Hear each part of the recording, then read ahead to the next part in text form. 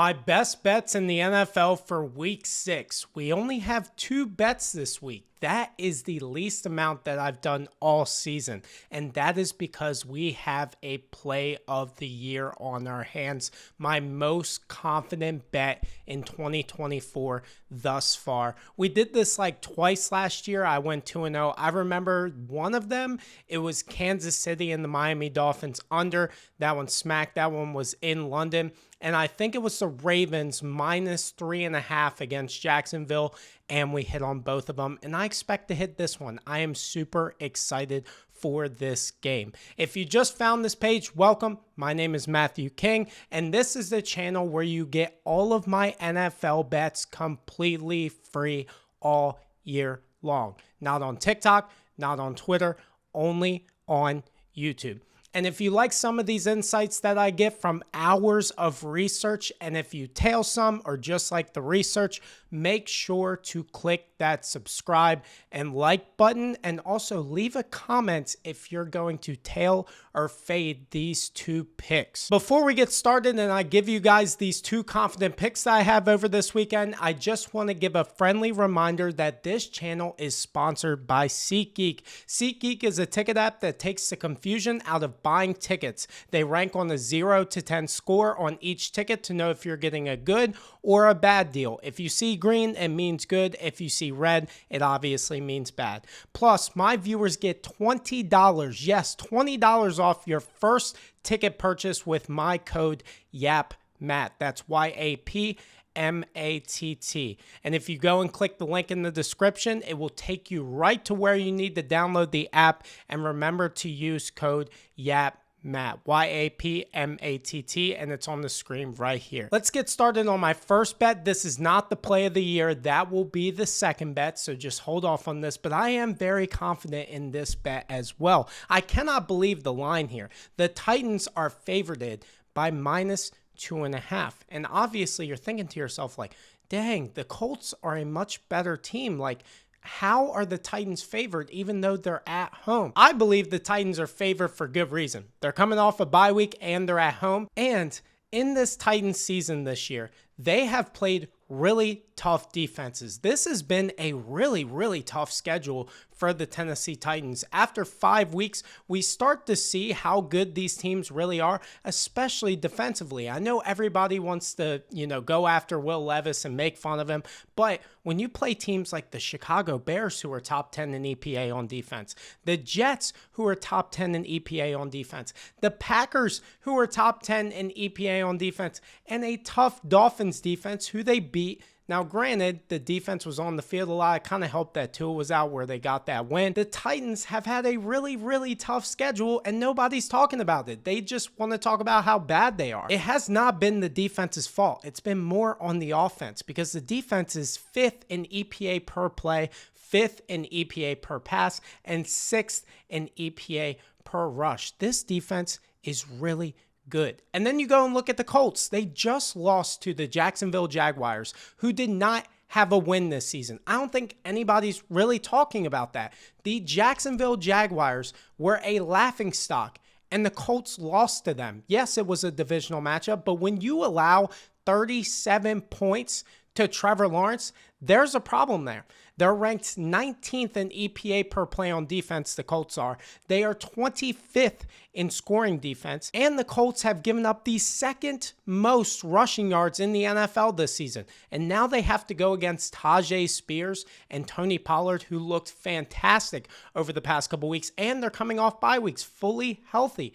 Also for the Colts, they possibly might not have Jonathan Taylor with his injury. Now, granted, if he does come back, he is pushing to come back. Is he going to be 100%?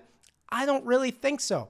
And definitely no Michael Pittman. He's probably going to be out for the next 4 weeks. So now you lose your top weapon in a wide receiver. You might not have your top weapon overall offensively in Jonathan Taylor. You have a backup quarterback. And now, granted, Joe Flacco is a decent quarterback. He should probably be the starter. But even with Joe Flacco and his good performance last week against Jacksonville, they still lost, and Jacksonville has a terrible defense compared to the Tennessee Titans. This line was at -1.5, and jumped -2.5 now for the Tennessee Titans, even though 88% of the money and 88% of the bets are on the Colts. That doesn't make any sense. That's called reverse line movement. They want you, they are teasing you to take the Colts here, even though I think Tennessee is just the better team and more healthy coming into this game. Give me the Tennessee Titans at -2.5 at home. I'm really confident in this bet. I almost made my play of the year, but I found an even better bet, and that's what we're moving on to now. This Eagles versus Browns matchup is really intriguing to me. Have the people been watching this Eagles team? Because I've been very invested in this Philadelphia Eagles team. And the reason for that is because I thought Philadelphia was going to be the best team in the NFC. Now, they still can be, but still really bad coaching and just bad defensively. And for the people that have watched the Eagles, like I have every single Sunday, even though I'm not an Eagles fan, so you take bias out of it, I have no bias towards the Eagles. They are just really, really bad. I understand the Browns are bad, but my goodness, this Eagles team is nowhere near 9.5-point favorites against anybody with this defense and the inconsistency on offense. I don't care who they're playing. I don't care if it's the Browns. I don't care if it's maybe the Tennessee Titans. You can name the worst teams, Jacksonville, any of them. They do not deserve to be 9.5-point favorites. It makes zero sense. They have not won a game by double digits this year. They are 27th, the Eagles, in EPA per play on defense. They don't want to tackle. They can't cover. And yet somehow this is the biggest favorite of the entire weekend. It just absolutely blows my mind. The Eagles are 1-7 in their last 8 games as favorites. They do not play well as favorites. And I got that statistic from Outlier. If you guys want to know where I get all of my research for all of my NFL games, I use Outlier. Obviously, I've talked about this before, but I truly mean it, and that's the reason why I like plugging it in. I will give you a 7-day free trial if you click the link in my bio and use code YAPMAT. But this system with Outlier works perfectly. It gives you player props. It gives you the odds on games. This is how I figured out that the Colts were somehow 88% of the bets and the money. So please click the link in the description below and you get it for 7 days. Try it for 7 days, put a reminder in your calendar and cancel it, but I guarantee you won't cancel it. Just use my code YAPMAT and you get 7 days for free. Teams coming off of a 20-point loss in the NFL have a record of 452 wins, 366 losses, and 18 ties with the spread. That is a 54% hit rate. So we have the data on our side. The Eagles offense couldn't even score 14 points on this Buccaneers defense, who allowed Kirk Cousins to throw for 500 yards on Thursday Night Football. This is simply just recency bias against the Browns. The Eagles are coming off a bye week. I completely understand that. The Browns need to figure it out. Like, Deshaun Watson has been the most talked about quarterback this week, including myself. I made a video talking about how he should be benched. So he needs to perform against a bad defense like the Eagles have. It is complete recency bias when you look at how the Eagles have won and lost games. It's just simply, it doesn't make any sense to me. And this is a perfect spot for Deshaun Watson and Amari Cooper to come back to life. Amari Cooper has been a little bit underwhelming, but against these Eagles DBs, you think Darius Slay is going to lock up Amari Cooper? No, it's not going to happen. Amari Cooper is one of the best route runners in this game. This is a perfect matchup for him. So I am taking the Browns at plus 9.5, and I am putting the most amount of money that I have yet this season, because not only am I taking it at plus 9.5, and people are going to hate this because good cappers don't buy points. They never buy points. I don't care what people say. You always, to me, I'll buy a half point. I don't care about the juice. I'm confident in this bet, but I wanted to get it at plus 10 because I am putting money on Deshaun Watson. So I did buy a half a point and put more money on the plus 10 too. So I have plus 9.5 and I have plus 10.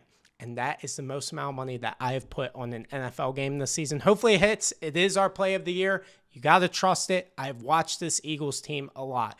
Thank you guys for tuning in, and I will be back next week for Thursday Night Football. If I decide to bet on anything else, that means any player props, Monday Night Football, anything else late that I really like or see any statistics on, then follow my Twitter. My Twitter is right above. It's right here. It's at YapMatt. You can follow me on there because I post my tweets on there. I also will probably post it on the YouTube community where you can type out. I'm brand new to that, so check out that as well. And also make sure to click the links in the description. You can get the SeatGeek code. You can get 7 days from Outlier. I also have any sports books. If you guys have not bet yet, I have all of these sports books promos in the link in my bio. So just click that. You can get it for DraftKings, FanDuel, anything that you guys have not signed up for. Get the free bets. Like I said, they're free. You can get over like $1,000 in free bets. Thank you guys for watching. I appreciate it, and let's win.